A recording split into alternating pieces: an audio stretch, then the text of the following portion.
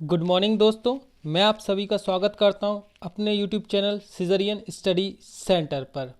यहां पर हम डेली बेसिस पर करंट अफेयर की तैयारी करते हैं एसएससी, बैंक, रेलवे आदि गवर्नमेंट एग्ज़ामों के लिए।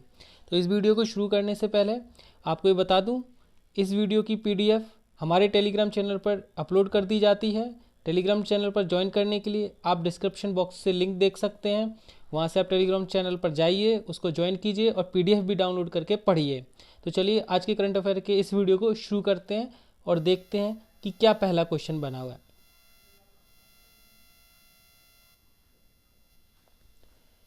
हाल ही में किस राज्य के एकीकरण परीक्षण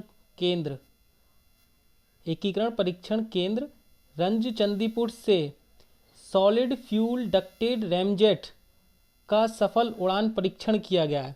अभी डीआरडीओ ने हाल ही में ये जो अपने रंगचंदीपुर जो उसका एरिया है, इंटीग्रेटेड एरिया है रेंज का, वहाँ से उसने सॉलिड फ्यूल डक्टेड रैमजेट का सफल उड़ान परीक्षण किया हुआ है।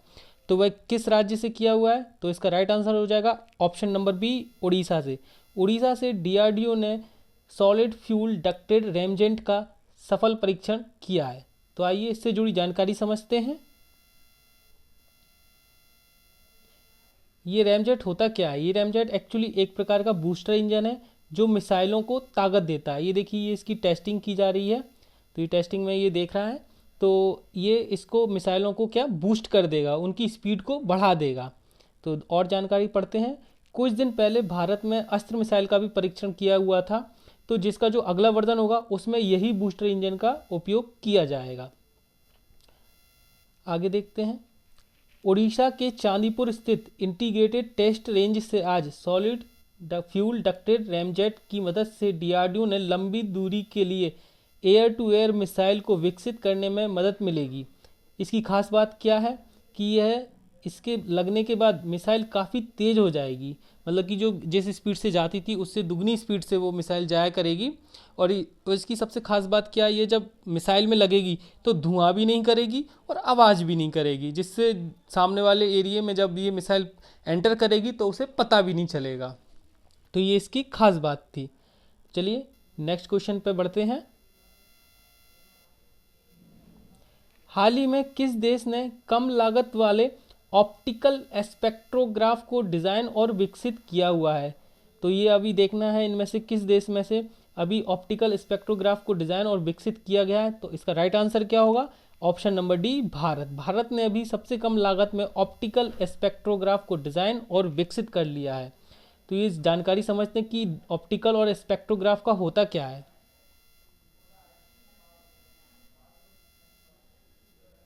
ये देखिए, ऑप्टिकल स्पेक्ट्रोग्राफ को विज्ञान प्रौद्योगिकी विभाग के अधीन Aryabhatta research institute of observational sciences Nainital ने इसको पूर्ण रूप से स्वदेशी विकसित किया, यानी खुद पूरा इंडिया में बनाया गया है इसको। एक्चुअली क्या, ये जब बाहर से हम विदेश से आयात करते थे और यह इसकी लागत बहुत ज़्यादा होती थी, लेकिन जो मेक इन इंडिया के थ्रू इसको बनाया गया है, इसकी लागत बाहर से जो विदेशों से आयात होकर आता था उससे 2.5 गुना सस्ता रहेगा। यह लगभग 1 फोटोन प्रति सेकंड की दर से प्रकाश के स्रोत का पता लगाया जा सकता है इस ऑप्टिकल स्पेक्ट्रोग्राफ के थ्रू। ठीक है, तो ये इससे जुड़ी जानकारी थी। नेक्स्ट क्वेश्चन पर मूव करते हैं। हाल ही में किसने मार्केट एक्सेस इनिशिएटिव स्कीम, कौन सी scheme? Market access initiative scheme के तहत इंडिया टेलीकॉम 2021 का आयोजन किया है? अभी हाल ही में इसका आयोजन किया गया है। तो इसका राइट आंसर क्या हो जाएगा? ऑप्शन नंबर सी, दूर संचार उपकरण निर्यात संवर्धन परिषद। क्या है? दूरसंचार उपकरण निर्यात संवर्धन परिषद। इसके थ्रू अभी ये टेलीकॉम इंडिया 2021 का आयोजन किया हुआ है। तो आइए इससे जुड़ी जानकारी समझते हैं। इंडिया टेलीकॉम 2021 का एक विशेष अंतर्राष्ट्रीय बिजनेस एक्सपो है। ये एक तरीके का सम्मेलन है जिसको आयोजित किया गया है, जिसमें 1000 से अधिक प्रतिनिधियों ने भाग लिया है, जिसमें 45 से अधिक देशों के 200 से अधिक विदेशी प्रतिनिधि शामिल किए गए थे और इंडिया की तरफ से भी गए थे। तो समारोह का उद्घाटन किसने किया था? संचार राज्य मंत्री संजय शामराव धोत्रे ने इसका किया था। ये संचार मंत्री हैं, क्या नाम है इनका? संजय शामराव धोत्रे जी हैं, जो संचार मंत्री हैं। इन्होंने इनकी प्रदर्शनी में 40 से अधिक भारतीय टेलीकॉम कंपनियों ने अपने जो उत्पाद हैं और उनकी जो स्ट्रेंथ है उसका प्रदर्शन किया था इस एक्सपो में। चलिए नेक्स्ट क्वेश्चन पर मूव करते हैं। हाल ही में नरेंद्र मोदी ने किस देश के साथ वर्चुअल शिखर सम्मेलन में भाग लिया है? तो अभी नरेंद्र मोदी ने हाल ही में एक शिखर सम्मेलन में भाग लिया है, वर्चुअल शिखर सम्मेलन में। तो इसका राइट आंसर क्या हो जाएगा? Option number B, Sweden. Sweden के साथ भारत ने वर्चुअल शिखर सम्मेलन में भाग लिया हुआ है। तो इससे जुड़ी जानकारी समझते हैं। ये समझिए, ये स्वीडन के पीएम है, ये इंडिया से हैं, ये दोनों की आपसी मीटिंग है। इस पिक को आप देखिए जिससे आपको लंबे समय तक चीज़ें याद रहेंगी।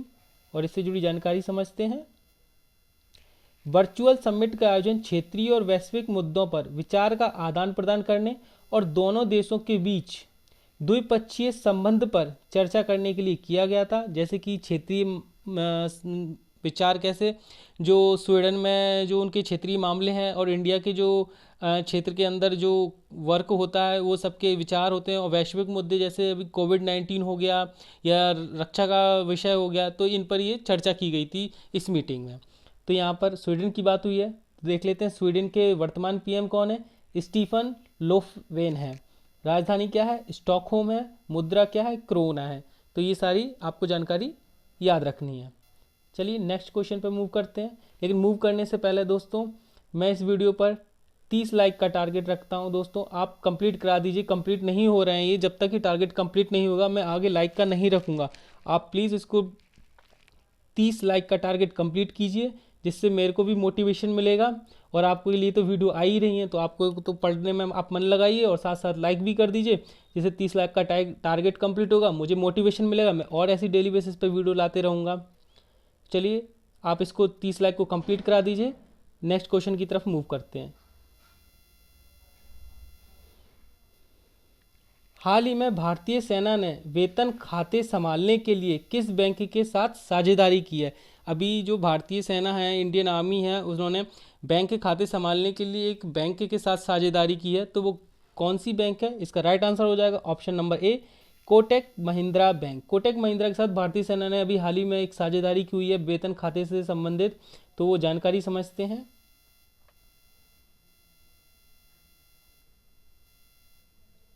ये देखिए कोटक महिंद्रा बैंक की फ़ोटो है, आप ये देख लीजिए और इससे जुड़ी जानकारी समझते हैं। कोटक वेतन खाते के माध्यम से भारतीय सेना के सभी कर्मियों को कोटक के उत्पादों और सेवाओं की श्रृंखला तक पहुंच प्राप्त होगी।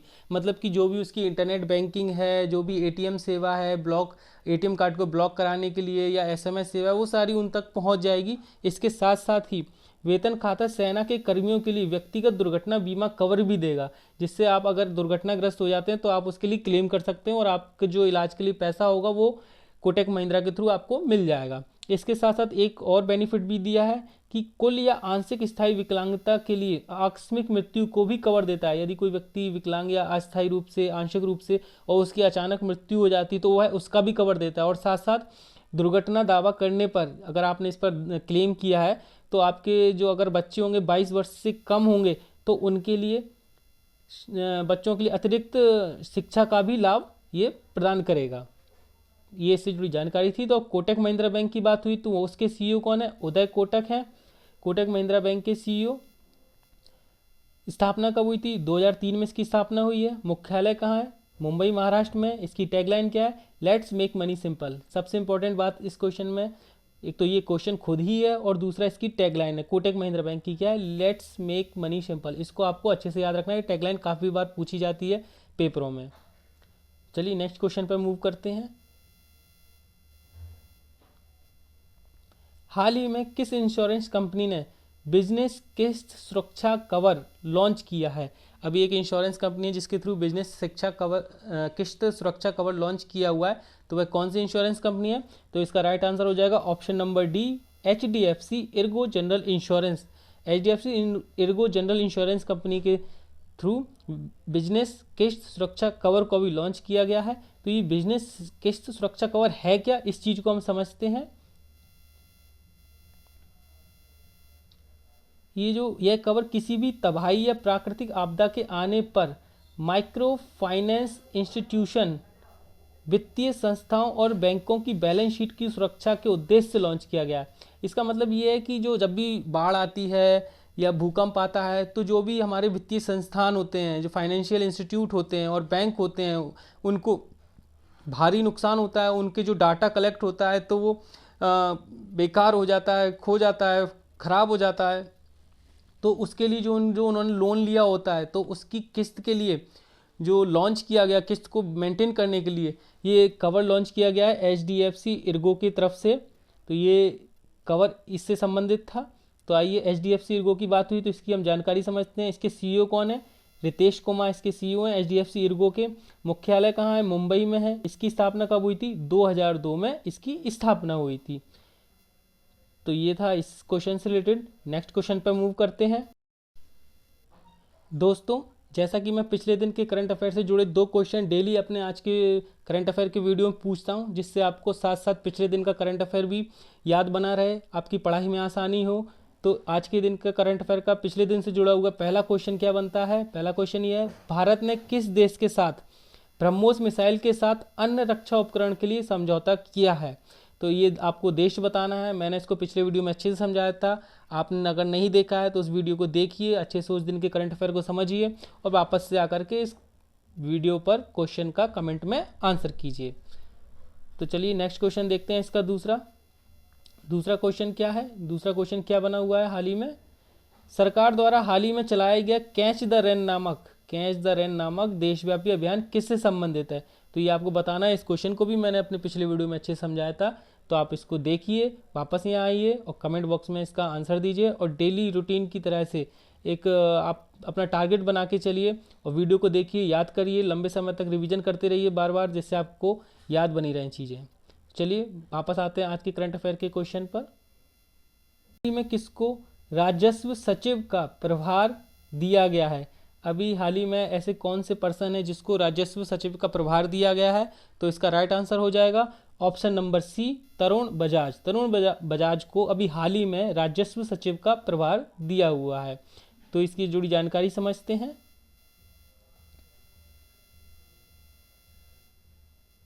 ये तरुण बजाज जी हैं।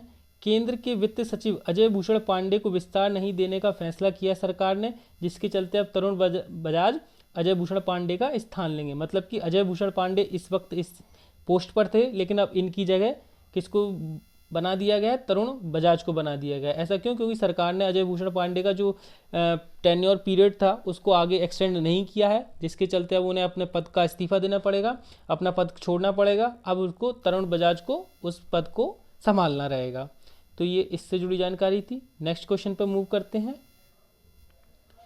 व्यापारियों के लिए रुपए सॉफ्ट POS लॉन्च करने के लिए भारतीय राष्ट्रीय भुगतान निगम National Payment Corporation of India ने किस बैंक के साथ साझेदारी की है?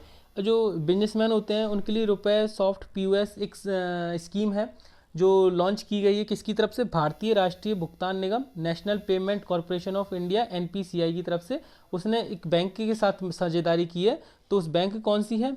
तो इसका राइट आंसर क्या हो जाएगा? Option number A, SBI bank. SBI bank के साथ NPCI ने व्यापारियों के लिए रुपए सॉफ्ट POS स्कीम के लिए समझौता किया हुआ है। तो इससे जुड़ी जानकारी समझते हैं। ये देखिए NPCI का लोगो, ये देखिए रुपए सॉफ्ट POS से उम्मीद है कि मामूली लागत पर खुदरा विक्रेता के लिए सहज लागत प्रभावी बुनियादी ढांचा प्रदान करेगा और लाखों अयोग्य भारतीय MSME होता है मीडियम, स्मॉल और जो लार्ज वो होते हैं बॉडी, गवर्नमेंट की बॉडी होती हैं जो जैसे सिलाई होती है, बुनाई होती है, ये मीडियम स्मॉल के थ्रू अंतर्गत आते हैं बिजनेस के थ्रू। तो इनके बीच डिजिटल भुगतान को गहरा करने में मदद करेगा, मतलब कि इसको स्ट्रॉन्ग करेगा। डिजिटल जो पेमेंट होता है उसके थ्रू वो आसान बनाएगा उनको और जो है सहज बनाएगा। और उनकी जो बुनियादी ढांचा है MSME का, वो जो छोटे छोटे हथकर बुनके होते हैं, इनके लिए यह इस चीज़ की सुविधा को लाया है जिससे उन्हें डिजिटल पेमेंट में आसानी होगी। तो NPCI की बात हुई है, तो यहाँ देखते हैं भारतीय राष्ट्रीय भुगतान निगम के MD और CEO कौन है? दिलीप अस्वे हैं। मुख्यालय कहाँ है? मुंबई में। स्थापना कहाँ हुई है? 2008 में। तो ये इस क्वेश्चन से रिलेटेड डिटेल थी। तो दोस्तों आई होप आपको ये आज के वीडियो में इतना ही। आई होप आपको ये वीडियो अच्छी लगी होगी। अगर अच्छी लगी है तो प्लीज़ इसको 30 लाइक का जो मैंने टारगेट दिया है उसको आप कंप्लीट कीजिए। और जैसे कि मैंने 2 क्वेश्चन डेली पूछता हूँ और आज भी पूछे गए हैं 2 क्वेश्चन, आप उनका करंट अफेयर का रिप्लाई कमेंट में रिप्लाई कीजिए, जिससे मुझे आपका तरफ से प्रोत्साहन दिखेगा कि हाँ आप डेली पढ़ रहे हैं मेरी वीडियोस से। और अगर अच्छा लगता है तो शेयर कीजिए और सब्सक्राइब भी कर लीजिए मेरे डेली बेसिस पे करंट अफेयर के वीडियो, जिससे आपके पास तक पहुंचते रहेंगे और आप मेरा एक भी वीडियो मिस नहीं करेंगे। तो आज के वीडियो में बस इतना ही। Thank you for watching.